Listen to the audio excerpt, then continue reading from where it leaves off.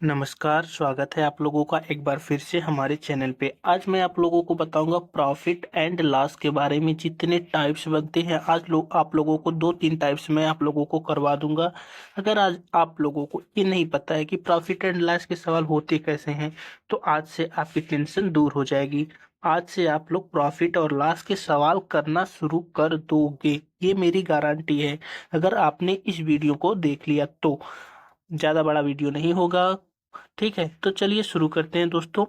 Profit और loss, पहले तो ध्यान दीजिएगा यहाँ पर जो लिखा गया है उसमें क्या कहा गया है कि लाभ और हानि की गणना हमेशा क्रय मूल्य पर की जाती है। क्रय मूल्य क्या होता है? जो जब हम कहीं कहीं दुकान पर जाते हैं, जो सामान खरीदते हैं किसी व्यक्ति से, तो वो उसका सीपी होता है। और जब हम बेचते हैं तो वो उसका एसपी होता है। जब खरीदेंगे तो सीपी कास्ट प्राइस, जब बेचेंगे तो एसपी सेलिंग प्राइस। जब हम खरीदते हैं तो सीपी, जब बेचते हैं तो एसपी। हमेशा अगर कोई भी लाभ हो चाहे हानि हो, कुछ भी हो, हम हमेशा उसको सीपी पर ही निकालते हैं। इतना ध्यान रखिएगा, ठीक है। हमेशा हम किस पे निकालते हैं? सीपी पर निकालते हैं। अब कुछ चीजें जान लीजिए आप लोग। चलिए मैं आप लोगों को बता देता हूँ। मानते हैं हमारा क्या होता है, कोई वस्तु हम बेचते हैं तो हमें 10% का क्या होता है? प्रॉफिट होता है। तो 10% का प्रॉफिट का मतलब क्या हुआ दोस्तों? 10/100। ये हुआ 10/100 प्रॉफिट हुआ। तो ये प्लस हो जाएगा। मतलब कोई वस्तु हमने 10 रुपए की ली, क्योंकि ये सीपी है, तो 10 रुपए की ली, हमें 1 रुपए का प्रॉफिट हुआ, तो हमने उसको बेचा कितने का? 11 रुपए का बेच दिया। हमने उसको बेच दिया कितने का? 11 रुपए का बेच दिया। अब ऐसे अगर हम लोग मानते हैं कोई वस्तु हमें कितने की प्रॉफिट हुई? 25% की प्रॉफिट हुई। 25% का मतलब होता है 25/100। 25% का मतलब होता है 25/100। मतलब कि अगर काटेंगे तो 1/4। इसका मतलब आएगा 1/4 प्रॉफिट हुआ है, तो यहाँ पर क्या होगा? प्लस होगा। प्रॉफिट हुआ है तो दोस्तों यहाँ पर क्या होगा? प्लस होगा। जब प्लस हो जाएगा यहाँ पे, तो हम लोग जानते हैं कोई वस्तु हमने खरीदी कितने की थी? बेस वैल्यू क्या है? सी। हाँ, 4 है, तो 4 रुपए की खरीदी थी, 1 रुपए प्रॉफिट पर हमने बेचा, तो उसका सेलिंग प्राइस कितना हो गया? 5 हो गया। ठीक है। ये तो प्रॉफिट की बात हो गई। अब हम लोग कहते हैं कि हानि पर भी तो बात होगी, तो हानि पर देख लीजिए। कोई वस्तु मान लेते हैं हमारा कितना था? 35% का। 35% का हमें लॉस हो गया। 35% का क्या हो गया? हानि हो गई। हानि हो गई, चाहे लाभ हो चाहे हानि हो, सीपी पर हमेशा निकलेगा। हमेशा सीपी पर ही निकलेगा, ठीक है। जब तक क्वेश्चन में न दिया हो कि यह एसपी है, तो हमेशा सीपी पर ही निकालेंगे। 35/100, जब इसको लिखेंगे 35/100, हानि पर है तो 5×7=35, 5×20 हमें 100, ठीक है। 7/20 मतलब हानि है। तो कोई वस्तु हमने खरीदा कितने का था? 20 रुपए में। कितने की हानि हुई दोस्तों? 7 रुपए की। 7 की हानि हुई थी। बेचा कितने का हम लोगों ने? इसको 13 रुपए में ही बेच दिया। तो 20 रुपए का खरीद कर 13 रुपए में बेच दिया। क्यों ऐसा किया? क्योंकि इस पर हानि हो रही है, ठीक है। अब दूसरा देख लेते हैं। कोई 45% है, 45% की हानि हुई। हानि हुई मतलब आप पहले इसको निकालोगे, 45/100। इतना आप लोग कर दोगे, 5×9=45, 5×20 हमें 100। हानि हो रही है तो माइनस, तो 20 रुपए का लेकर के 9 रुपए की हानि, मतलब दोस्तों 11 रुपए में हमने इसको बेच दिया, ठीक है। ये होता है क्या? सीपी और एसपी का रेशियो। इसको बोलते हैं, ये बेस्ट मेथड होता है कोई भी सवाल करने के लिए। अच्छा, अब हम लोग दोस्तों अपने क्वेश्चन की तरफ चलते हैं। क्वेश्चन में देखिए, जब हानि हो जब लाभ हो, तो मैंने फर्स्ट टाइप आप लोगों को बता दिया। जो फर्स्ट टाइप अभी मैंने आप लोगों को बताया है, अब इस पर चलिए क्वेश्चन कर लेते हैं। क्वेश्चन काफी शानदार होंगे, जो आप लोग आराम से कर लोगे। चलिए देखते हैं। जब कोई वस्तु का क्रय मूल्य दिया है 5,000 रुपए, वस्तु का विक्रय मूल्य कितना होना चाहिए ताकि 25% का लाभ अर्जित किया जा सके? 25% का लाभ, हम मैंने बोला था हमेशा ये किस पे निकलेगा? सीपी पर निकलेगा। 25% का मतलब आप लोग निकाल लोगे दोस्तों, 25/100। 25/100 आप लोग निकाल लोगे। 25/100 का मतलब क्या होता है? 1/4, ठीक है। लाभ हो रहा है तो मतलब प्रॉफिट प्लस होगा। कोई वस्तु कितने की थी? कोई वस्तु 4 रुपए की थी, प्रॉफिट हो रहा है तो 5 रुपए का हमने उसको बेच दिया, तो जो कि क्रय मूल्य इसमें 5,000 दिया है, 4 की वैल्यू ही इसमें कितनी दी गई है 5,000। 4 की वैल्यू 5,000 दी है, तो 5 की वैल्यू आप लोग नहीं निकाल सकते, निकाल सकते हैं, आसानी से निकाल सकते हैं। चलिए देखते हैं क्या होगा। 4 की वैल्यू इतनी दी गई है, तो आप इसको डिवाइड कर दो, 5,000 को 4 से डिवाइड करके 5 का मल्टीप्लाई कर दो। 4 एक का नम 4, 2 बचा, 4 दूनी 8, 2 बचा, 4 पंचे 20।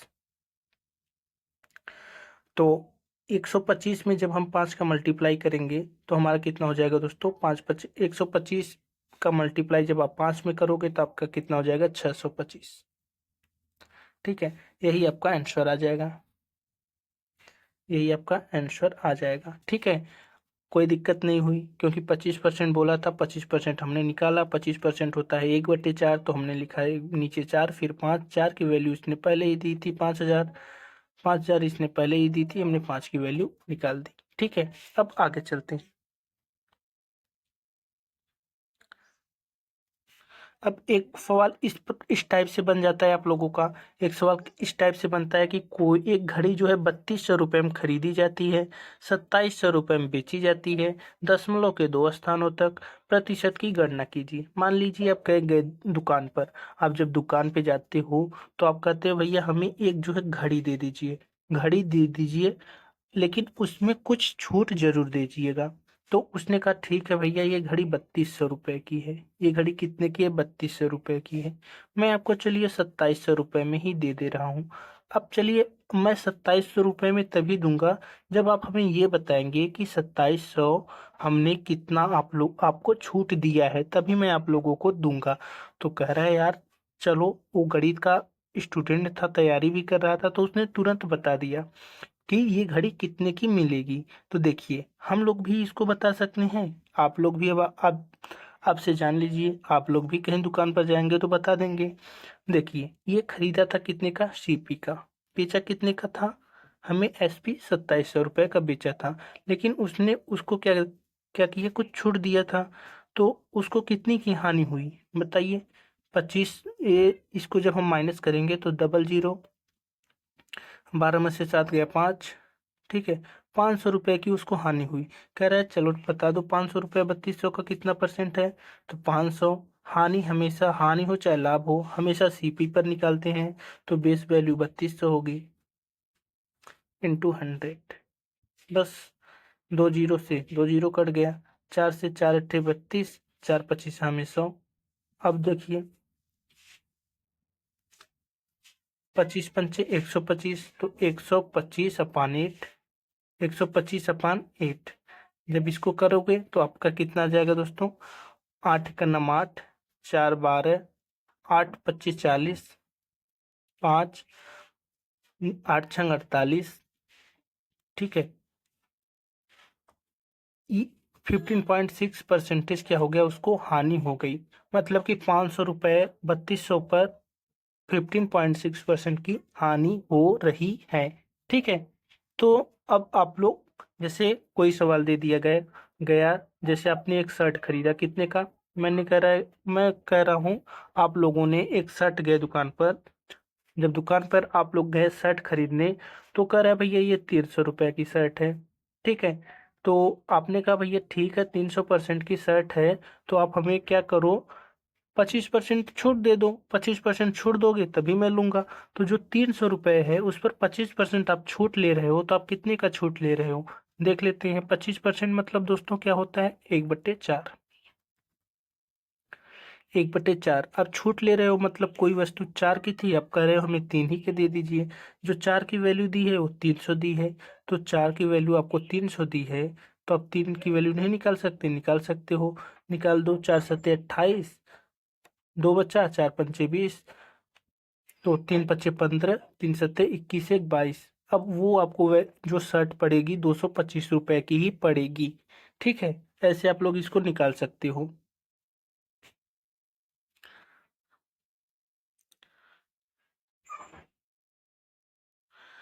अब एक टाइप और बनता है इसका। एक टाइप ये कौन सा बनता है, जब कोई वस्तु किसी विक्रय मूल्य पर बेची जाती है।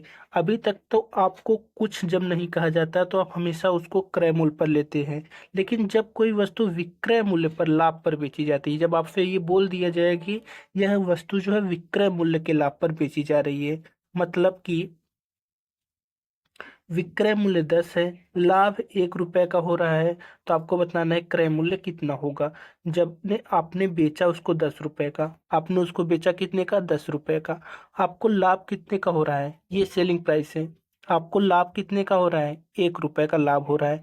तो आपने उसको खरीदा कितने का होगा, तो 9 रुपए का तो ही खरीदा होगा। 9 रुपए का खरीद करके 10 रुपए का बेचा, तभी 1 रुपए का लाभ हुआ। ठीक है, तो आप इसको डायरेक्ट भी यहाँ से कर सकते हो। जब भी लाभ हो, जब भी लाभ हो और विक्रय मूल्य पर बेचना हो तो 10 में इसको डायरेक्ट माइनस करते हैं। 10 में से 1 गया 9। ठीक है, डायरेक्ट इसको माइनस करते हैं, क्योंकि क्रय मूल्य बराबर होता है विक्रय मूल्य माइनस लाभ। अब दूसरा देखते हैं एक और सवाल जो कि इसी कंसेप्ट पर है। जब कोई विक्रय मूल्य पर हानि पर बेची जाती है, कोई वस्तु विक्रय मूल्य के हानि पर, मतलब विक्रय मूल्य आपने 10 रुपए का दे दिया, आपको हानि 1 रुपए की हो रही है, तो आपने उसको खरीदा कितने का होगा, 10 रुपए का आपने बेच दिया, 1 रुपए की हानि हो रही है। इसका मतलब ये हुआ आपने उसको 11 रुपए का बेचा होगा, तभी तो आपको 1 रुपए की हानि हो रही है, और आपने उसको 10 रुपए का बेच दिया।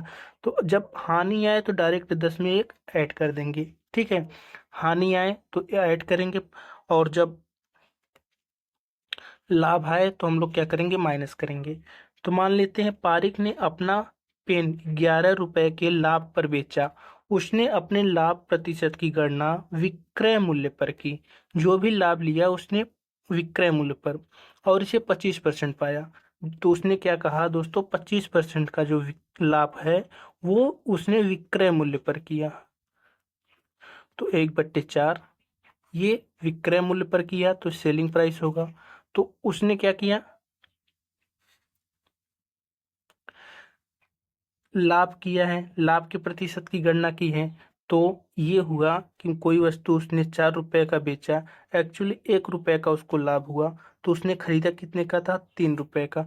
मैंने इसको आप लोगों को बताया था, जब भी ऐसा क्वेश्चन आए तो आप इसका उल्टा करोगे, लाभ होगा तो 4 में से 1 घटा दोगे, तो ये सेलिंग कास्ट प्राइस होगा, ये सेलिंग प्राइस होगा।